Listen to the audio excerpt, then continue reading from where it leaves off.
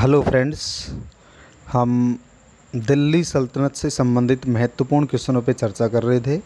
और आइए आज की वीडियो का पहला क्वेश्चन, दिल्ली सल्तनत के प्रशासन से संबंधित दिल्ली सल्तनत के प्रशासन से संबंधित कौन सा कथन सत्य नहीं है?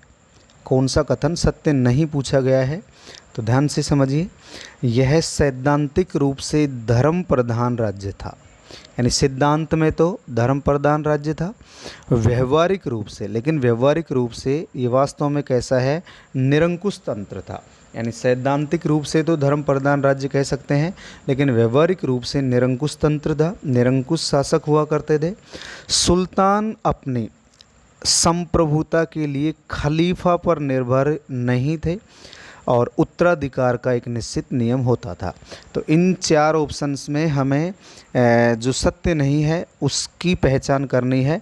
तो यह सैद्धांतिक रूप से धर्म प्रधान राज्य था, ये सही बात है, लेकिन व्यवहारिक रूप से निरंकुश तंत्र था, ये भी सही है।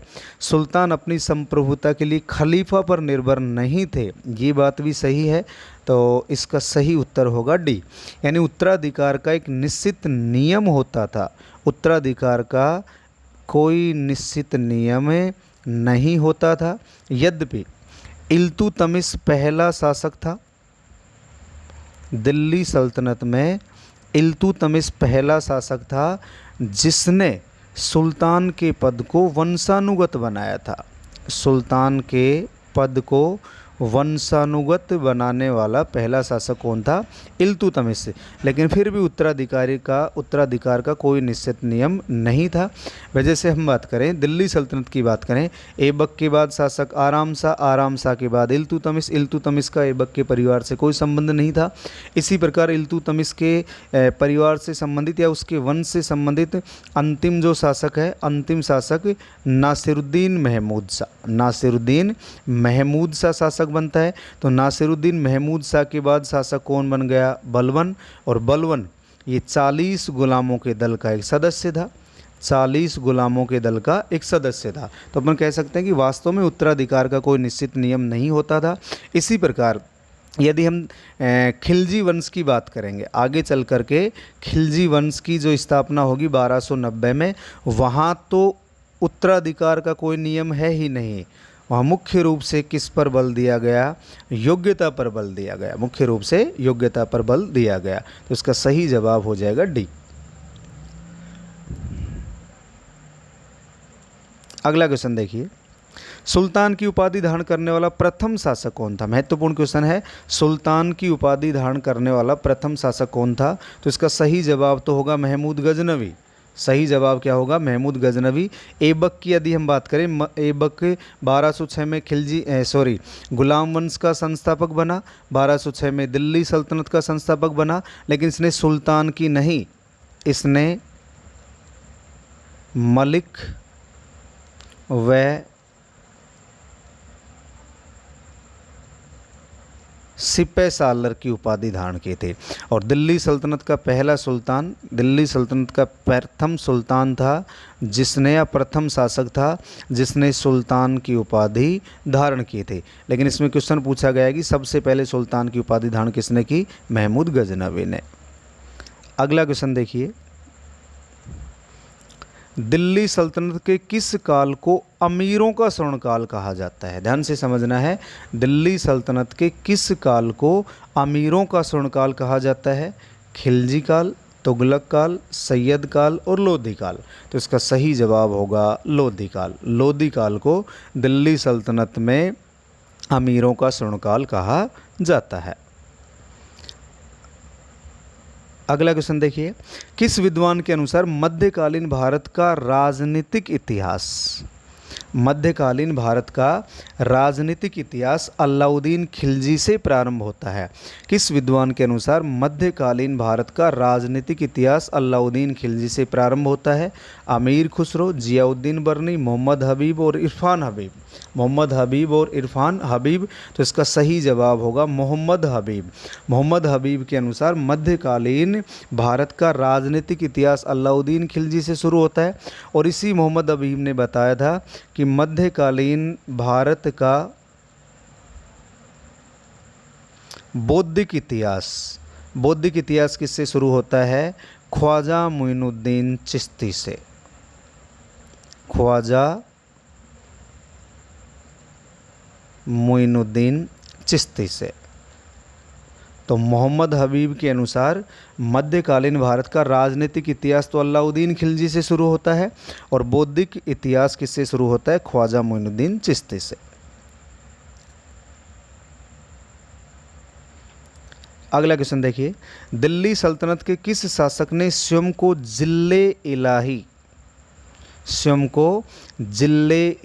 घोषित नहीं किया? ध्यान से समझना है। दिल्ली सल्तनत के किस शासक ने स्वयं को जिले इलाही घोषित नहीं किया? जिले इलाही घोषित नहीं किया। कुतुबुद्दीन ऐबक, बलबन, अलाउद्दीन खिलजी और मोहम्मद बिन तुगलक। तो हमने इससे पहले बात की थी, सबसे पहले जिले इलाही घोषित करने वाला बलबन था, ये सही है। उसके बाद अलाउद्दीन खिलजी और उसके बाद मोहम्मद बिन तुगलक। इन तीनों ने अपने आप को जिले इलाही घोषित किया था, लेकिन ऐबक ने जिले इलाही घोषित नहीं किया। तो सही जवाब हो जाएगा कुतुबुद्दीन ऐबक। सही जवाब क्या होगा? कुतुबुद्दीन ऐबक। अगला क्वेश्चन देखिए, राजत्व में देवत्व का अंश होता है।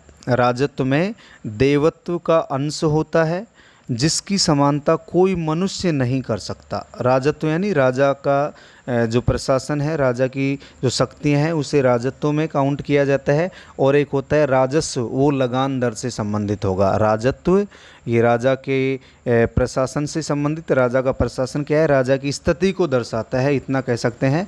और राजस्व का मतलब लगान से संबंधित है। तो राजत्व में देवत्व का अंश होता है जिसकी समानता कोई मनुष्य नहीं कर सकता। सुल्तान संसार में ईश्वर का प्रतिनिधि होता है।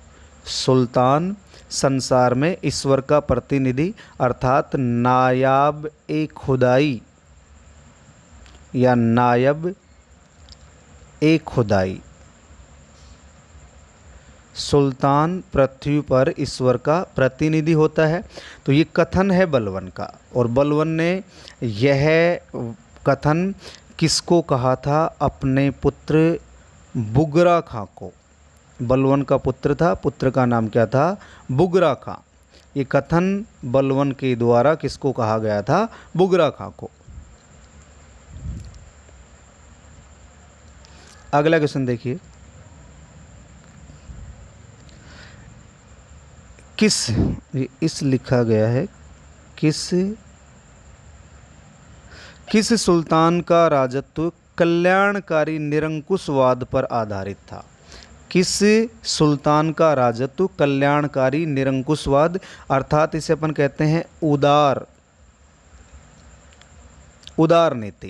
तो इसमें सही जवाब होगा जलालुद्दीन खिलजी, क्योंकि जलालुद्दीन खिलजी की हमने चर्चा की। वो अपने विरोधियों को क्षमा कर देता था, चोर डाकुओं को क्षमा कर देता था, और वो कहा करता था कि मैं एक वृद्ध मुसलमान हूँ और मुसलमानों का रक्त बहाना मेरी आदत नहीं है। तो कल्याणकारी निरंकुशवाद पर किसका राजत्व संबंधित था? जलालुद्दीन खिलजी का।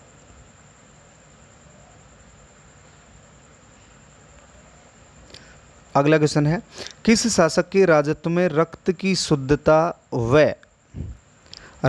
शुद्धता व कुलीनता के स्थान पर योग्यता और राज्य हित को प्राथमिकता दी गई? अभी हमने बात की थी कि जो आपका खिलजी वंश है, खिलजी वंश में मुख्य बल किसके ऊपर दिया गया है? योग्यता और राज्य हित में। और इसमें भी मुख्य शासक आएगा अलाउद्दीन खिलजी। तो किस शासक के राजत्व में रक्त की शुद्धता व कुलीनता, यानी रक्त की शुद्धता और कुलीनता, इसको त्याग दिया गया और योग्यता व राज्य हित को प्राथमिकता दी जाती है? तो इसमें सही जवाब होगा अलाउद्दीन खिलजी। इसमें सही जवाब क्या होगा? अलाउद्दीन खिलजी। अगला क्वेश्चन देखते हैं। अगला क्वेश्चन है आपका, देखिए अगला क्वेश्चन है, उसे शरा की चिंता नहीं है। शरा यानी कानून, उसे शरा की, जो इस्लामिक कानून है उसे शरा कहा जाता है, उसे शरअ की चिंता नहीं है, वह नहीं जानता क्या सही है और क्या गलत है। उसे शरअ यानी इस्लामिक कानूनों की चिंता नहीं है, वह नहीं जानता कि क्या सही है और क्या गलत है। राज्य हित में जो उसे उचित लगता है वह वही करता है। राज्य हित में उसे जो उचित लगता है वह वही करता है। यह कथन किस शासक से संबंधित है? तो दोस्तों इसका सही जवाब तो होगा अलाउद्दीन खिलजी। और अलाउद्दीन खिलजी ने बयाना का काजी था और काजी का नाम था मुगीसुद्दीन। बयाना का काजी है और काजी का नाम क्या है? मुगीसुद्दीन। तो बयाना के काजी मुगीसुद्दीन से कहा था कि उसे शरअ की चिंता नहीं है और राज्य हित में उसे जो उचित लगता है वह वही करता है। और ये कथन किस से संबंधित हो गया? अलाउद्दीन खिलजी से। अलाउद्दीन खिलजी सुल्तान को कानून से ऊपर मानता था। सुल्तान को कानून से बढ़कर मानता था या ऊपर मानता था। सुल्तान को कानून से ऊपर मानता था और वो कहा करता था कि सुल्तान के शब्द ही कानून हैं। वो क्या कहा करता था कि सुल्तान के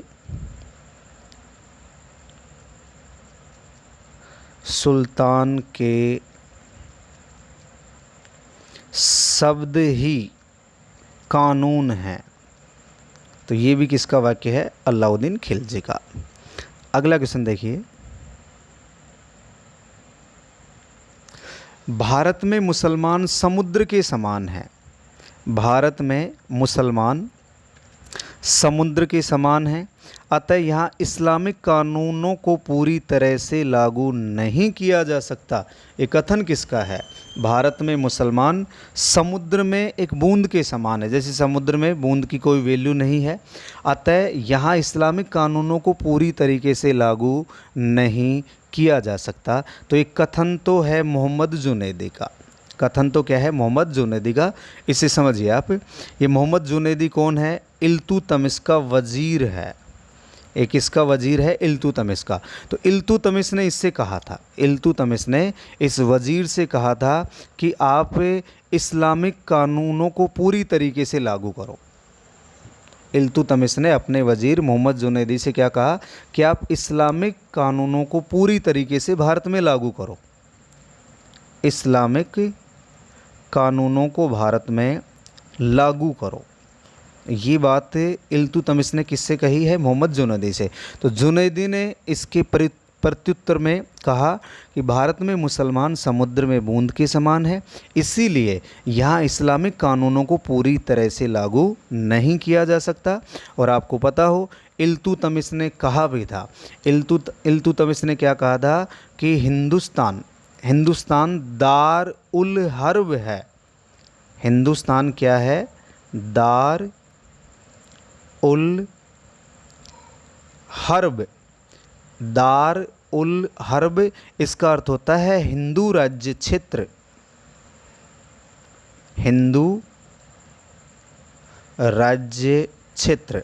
तो इल्तुतमिश ने क्या कहा था कि हिंदुस्तान दार उल हर्ब यानी हिंदू राज्य क्षेत्र है और इसे दार उल इस्लाम, दार उल इस्लाम, इसे दार उल इस्लाम यानी मुस्लिम राज्य में परिवर्तित करना आसान नहीं है।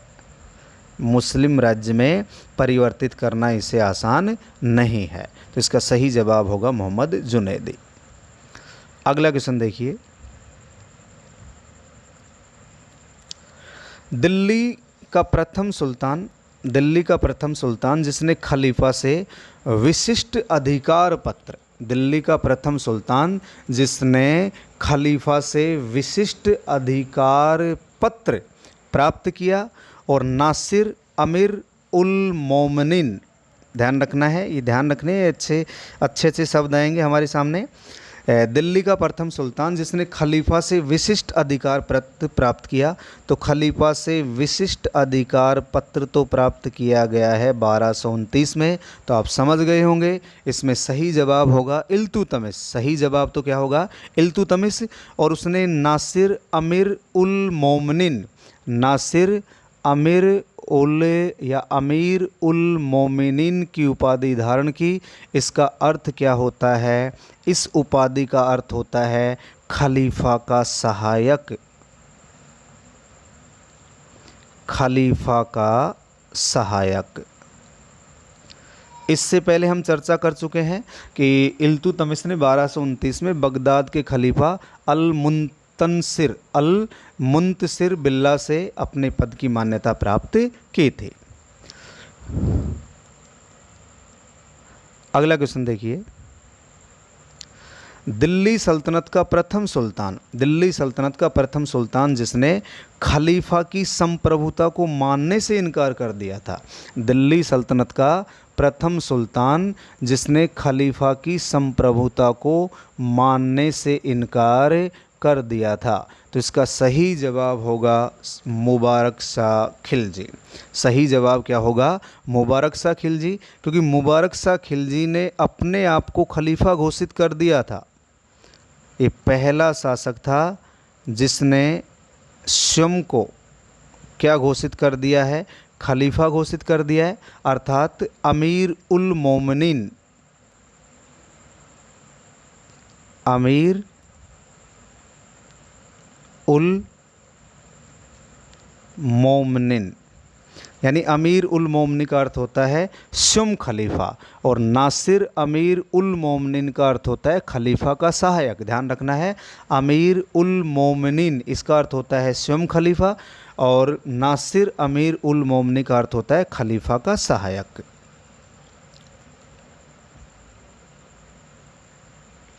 अगला क्वेश्चन देखिए, दिल्ली सल्तनत के किस शासक ने स्वयं को खलीफा का सहायक, स्वयं को खलीफा का सहायक यानी नासिर अमीर उल मोमिनीन घोषित नहीं किया? महत्वपूर्ण क्वेश्चन है। दिल्ली सल्तनत के किस शासक ने, अभी हमने बात की है कि सबसे पहले अपने आप को खलीफा का सहायक घोषित किसने किया है? इल्तुतमिश ने। तो किस शासक ने अपने आप को खलीफा का सहायक घोषित नहीं किया है? ऑप्शन है इल्तुतमिश, ये सही है। अलाउद्दीन खिलजी, इसने भी घोषित किया। कुतुबुद्दीन मुबारक खिलजी, अभी हमने बात की है, इसने अपने आप को अमीर उल मोमिनीन घोषित किया है। अमीर उल मोमिनीन अर्थात इसका अर्थ क्या हुआ? स्वयं खलीफा घोषित करना। तो इसमें इसने भी घोषित किया है, तो इसका सही जवाब हो जाएगा सी। इसने अपने आप को खलीफा का सहायक घोषित नहीं किया था। अगला क्वेश्चन है, दिल्ली सल्तनत के किस शासक ने अपने विरुद्ध होने वाले लगातार विद्रोहों से परेशान होकर, दिल्ली सल्तनत के किस शासक ने, क्वेश्चन को आराम से समझिए, दिल्ली सल्तनत के किस शासक ने अपने विरुद्ध होने वाले लगातार विद्रोहों से परेशान होकर मिस्र के खलीफा का नाम, मिस्र के खलीफा का नाम अपने खुतबों व सिक्कों में शामिल किया? एक तो ध्यान रखेंगे, दिल्ली सल्तनत के समय सर्वाधिक विद्रोह होंगे मोहम्मद बिन तुगलक के समय, और विद्रोहों की कुल संख्या कितनी है? 34, और 34 में से 27 विद्रोह कहाँ होंगे? दक्षिण भारत में। तो 34 में से 27 विद्रोह कहाँ होंगे? दक्षिण भारत में। तो इसका सही जवाब भी क्या होगा? मोहम्मद बिन तुगलक। यानी मोहम्मद बिन तुगलक ने प्रारंभ में खलीफा को महत्व नहीं दिया था, प्रारंभ में खलीफा को किसी प्रकार का महत्व नहीं दिया था, लेकिन लगातार विद्रोह होने लगे और उलेमाओं का विरोध होने लगा, इसीलिए परेशान होकर उसने खलीफा, मिस्र के खलीफा का नाम खुतबों और सिक्कों में शामिल किया। इस समय मिस्र का खलीफा कौन था? अल मुस्तकिफ़ी। इस समय मिस्र का खलीफा कौन है? अल मुस्तकिफ़ी। अगला क्वेश्चन है, दिल्ली सल्तनत का प्रथम शासक जिसने मिस्र के अब्बासी खलीफा, दिल्ली सल्तनत का प्रथम शासक जिसने मिस्र के अब्बासी खलीफा से 2 बार सुल्तान पद की स्वीकृति प्राप्त की। ध्यान रखना है, 2 बार। दिल्ली सल्तनत का प्रथम शासक जिसने मिस्र के अब्बासी खलीफा से 2 बार अपने सुल्तान पद की स्वीकृति प्राप्त की तथा स्वयं को खलीफा का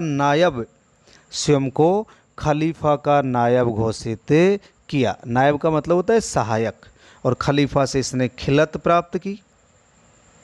खिलत का मतलब वस्त्र आभूषण वगैरह, खिलत प्राप्त की, और अपने आप को खलीफा का सहायक घोषित किया। तो ये सही जवाब होगा फिरोज शाह तुगलक। सही जवाब होगा फिरोज शाह तुगलक। अगला क्वेश्चन देखिए,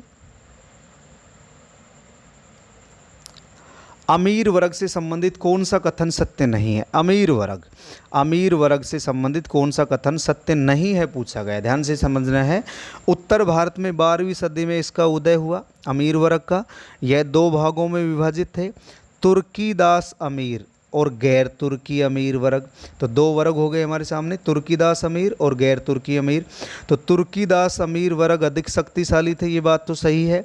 गैर तुर्की अमीर को ताजिक कहा जाता था, गैर तुर्की अमीरों को ताजिक कहा जाता था।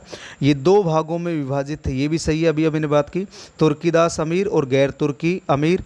उत्तर भारत में इसका उदय, अमीर वर्ग का उदय 12वीं सदी नहीं, अमीर वर्ग का उदय होता है 13वीं सदी में। अमीर वर्ग का उदय कब होता है? 13वीं सदी में। अगला क्वेश्चन देखिए,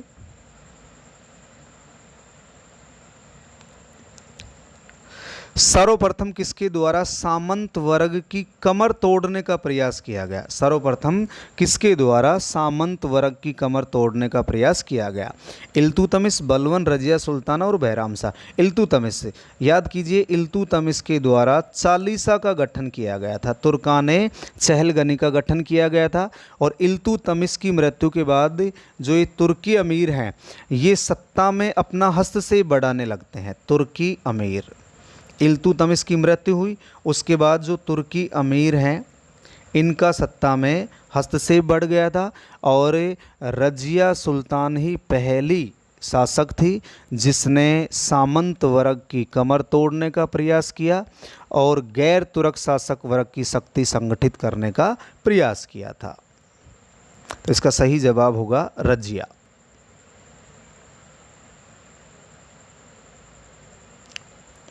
अगला क्वेश्चन देखिए, अमीरों के द्वारा सुल्तान की शक्ति को कम करने के लिए, ध्यान से समझना है, अमीरों के द्वारा सुल्तान की ही शक्ति को कम किया जा रहा है। अभी हमने बात की कि इल्तुतमिश ने चालीसा या तुर्काने चहलगनी का गठन किया था।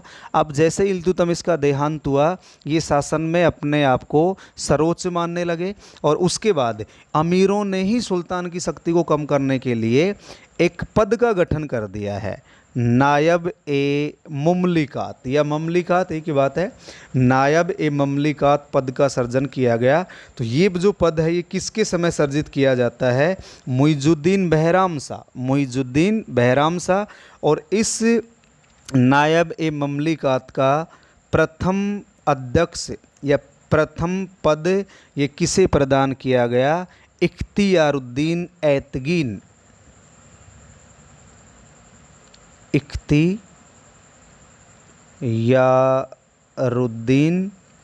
इख्तियारुद्दीन ऐतगीन।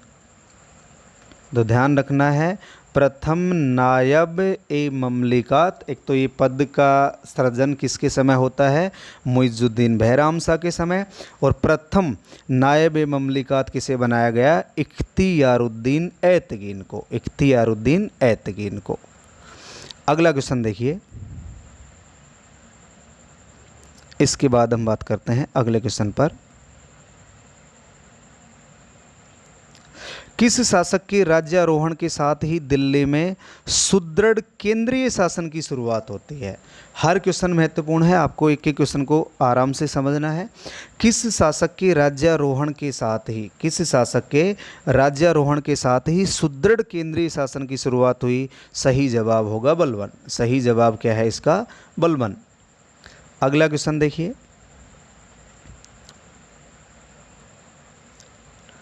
दिल्ली सल्तनत के किस शासक के द्वारा, दिल्ली सल्तनत के किस शासक के द्वारा मिश्रित जनजातीय आधार पर अमीर पदाधिकारियों की एक नई व्यवस्था स्थापित कर दी गई। यानी अमीरों के द्वारा लगातार विद्रोह किए जा रहे थे, तो दिल्ली सल्तनत का वह कौन सा शासक था जिसने, दिल्ली सल्तनत का वह कौन सा शासक था जिसने अपने पुराने अमीरों को कमज़ोर करने का प्रयास किया। जो पुराने अमीर थे, पुराने अमीर, अभी मैंने बताया ये लगातार विद्रोह कर रहे थे, पुराने जो अमीर थे इनको कमज़ोर करने का प्रयास किया गया, इनको कमज़ोर करने का प्रयास किया गया। और कमज़ोर करने के प्रयास के लिए ही मिश्रित जनजातीय आधार पर अमीर पदाधिकारियों की नई व्यवस्था स्थापित कर दी। इसका सही जवाब होगा मोहम्मद बिन तुगलक। इसका सही जवाब है मोहम्मद बिन तुगलक। इसके अलावा अगला क्वेश्चन है,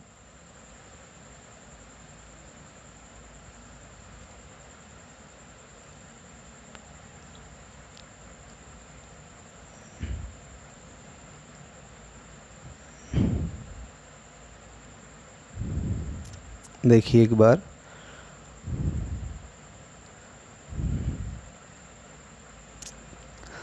अलाउद्दीन खिलजी के अलावा किस शासक का काल अमीरों का निम्नतम काल कहलाता है। देखिए अमीरों का निम्नतम काल पूछा गया है। अगर हम अमीरों के